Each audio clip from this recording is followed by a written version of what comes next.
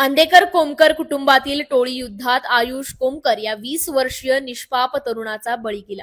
माजी नगरसेवक वनराज आंदेकर यांच्या हत्येचा बदला घेण्याच्या हेतूने बंडू आंदेकरांच्या टोळीने त्याच्या सख्ख्या नातवाची हत्या केली।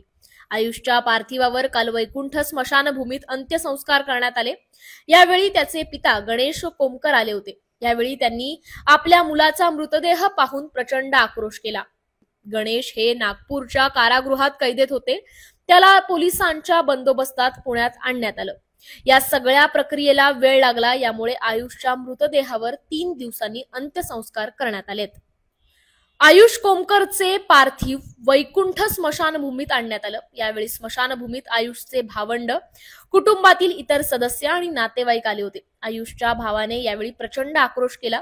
आयुषचे पिता गणेश येणार असल्याने अंत्यविधी थांबवण्यात आले होते। थोड्या वेळाने पोलीस व्हॅनमधून गणेश कोमकर यांना घेऊन आले। यावेळी स्मशानभूमी परिसरात पोलिसांचा मोठा फौजफाटा तैनात होता।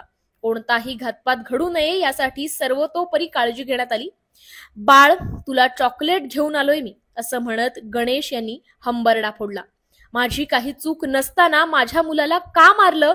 मला पण गोळ्या घाला, असं गणेश कोमकर रडत रडत बोलत होते।